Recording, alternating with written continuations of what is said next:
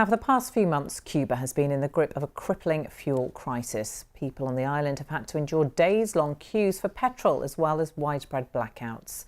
Now, the Cuban leadership has turned to an old ally to help ease the crisis, Russia. From Havana, our correspondent Will Grant reports. It's hard enough for Cuban taxi driver Jorge Lloro to keep his Soviet-era Lada on the road. Spare parts are scarce and expensive. But recently, even filling the tank turned into a days-long ordeal. Over the past month, petrol shortages in Cuba became so severe that at their height, the queues at the petrol pumps stretched for several city blocks.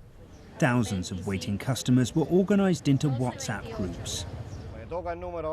Jorge is number 426, and he's just been told it's his turn. But at the petrol station, the tanker hasn't arrived, and no one knows when it's due, much to the driver's frustration. There are many problems with this system. It has not been designed well. If Cuba's latest challenge has been in fuel, then the queues at the petrol pumps must be set into context of other major challenges the island has faced in recent years. In food security, inflation, electricity provision. It must feel to the beleaguered Cuban people like the country simply lurches from crisis to crisis, forcing out an entire generation of young people from the worst economic conditions since the 1990s. The root of Cuba's problems is a potent combination of government mismanagement, global economic downturn, and the decades-long US embargo. To alleviate the situation, the Cuban state recently signed new accords with Russian businesses in sectors from tourism and agriculture to energy. The island's leadership hopes Russia can provide part of the crude oil which socialist ally Venezuela can no longer afford. Amid the war in Ukraine, though, some economists see closer Russian ties as only a short-term fix.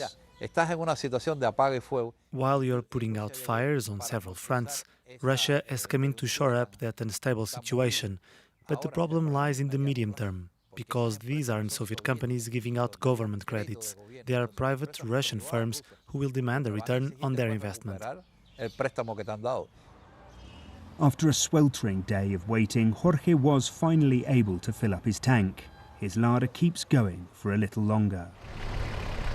Like these classic cars, the Cuban Revolution also dates to the 1950s, but both are now running on fumes, struggling to maintain momentum without a significant overhaul in the years ahead. Will Grant, BBC News, Havana.